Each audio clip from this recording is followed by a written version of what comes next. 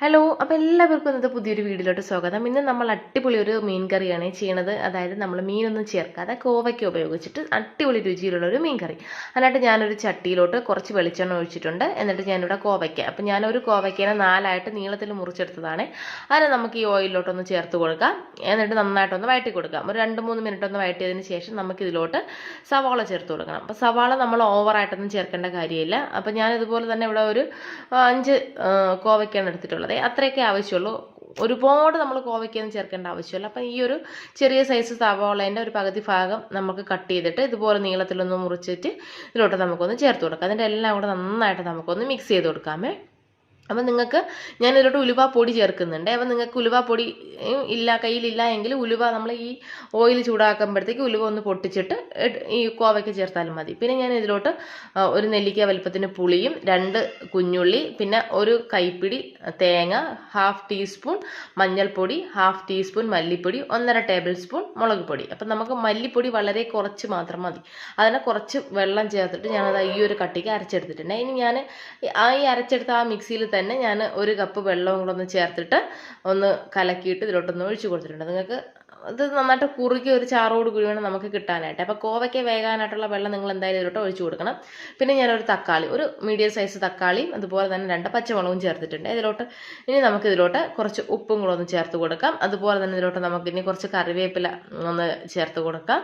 പിന്നെ നമ്മൾ ഇതിലോട്ട് ഉലുവാപ്പൊടി ചേർക്കുന്നുണ്ട്. അപ്പം ഞാനിതായത് ഇവിടെ വളരെ കുറച്ച് ഉലുവപ്പൊടി എടുത്തിട്ടുള്ളൂ. ഉലുവപ്പൊടിയും കൂടെ നമുക്കൊന്ന് ചേർത്ത് കൊടുത്തിട്ട് എല്ലാം കൂടെ ഒന്ന് ഇളക്കിയിട്ട് നമുക്കിതിനെ മൂടി വെച്ചിട്ട് ഒന്ന് വേവിക്കാം. അതായത് നമുക്ക് ഇതിനെ ഒരു മീഡിയം ഫ്ലെയിമിൽ വേണം വെച്ചിട്ട് വേവിക്കാനായിട്ട്. ഹൈ ഫ്ലെയിമിൽ വെച്ചിട്ട് വേവിക്കല്ലേ, മീഡിയം ഫ്ലെയിമിൽ വെച്ചിട്ട് വേവിക്കണം.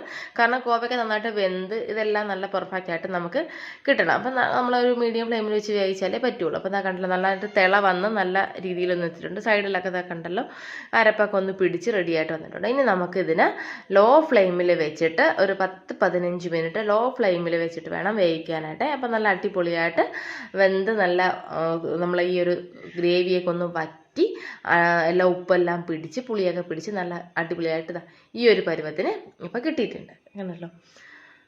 അപ്പോൾ ഇത്രയേ ഉള്ളൂ. വളരെ സിമ്പിളാണ്, അടിപൊളി നല്ല രുചിയാണ്. നിങ്ങളൊരു പ്രാവശ്യം ട്രൈ ചെയ്ത് നോക്കുക, നിങ്ങൾക്ക് ഉറപ്പായിട്ടും ഇഷ്ടമാവും ഇതിൻ്റെ ആ ഒരു ടേസ്റ്റ്. ഇനി ചിലർ കടുക് താളിക്കില്ല, പക്ഷെ ഞാൻ മീൻകറിക്ക് ഞാൻ സാധാരണ കടുക് താളിക്കാറില്ല. പക്ഷേ നമ്മൾ ഈ ഒരു കറി തയ്യാറാക്കുമ്പോഴത്തേക്ക് നമുക്ക് ഇതിലോട്ട് കടുകും കൂടെ ഒന്ന് താളിക്കണം. അപ്പോൾ ഞാനത് അതിലോട്ട് കടുക് താളിച്ച് വെച്ചിട്ടുണ്ടായിരുന്നു. അതിനെ കൂടി ഞാൻ ഇതിലോട്ട് ചേർത്ത് കൊടുത്തിട്ട് നമുക്ക് 2 മിനിറ്റ് ഒന്ന് മൂടി വെച്ചിട്ട് ഇതിനൊന്ന് വേവിക്കാം. അതായത് വേവിക്കാനല്ല, നമുക്കൊന്ന് മൂടി വെച്ച് കൊടുക്കാം. ഈ ഒരു നമ്മുടെ ഈ കടുക് വറുത്തതൊക്കെ ഇതിലൊന്ന് നല്ല പിടിച്ച് നല്ല ആ ഒരു മണമൊക്കെ ഇതിൽ കിട്ടാനായിട്ട് നമുക്ക് 2-3 മിനിറ്റ് ഇതുപോലെ ഒന്ന് മൂടി വെച്ച് കൊടുക്കാം. അപ്പോൾ 2 മിനിറ്റ് ഒന്ന് കഴിഞ്ഞിട്ടുണ്ട്. അപ്പോൾ മൂടി ഒന്ന് മാറ്റിയതിന് ശേഷം നമുക്ക് എല്ലാം കൂടെ ഒന്ന് നന്നായിട്ടൊന്ന് മിക്സ് ചെയ്ത് കൊടുക്കാം. മിക്സ് ചെയ്ത് ഞാൻ കൊടുത്തിട്ടുണ്ട്.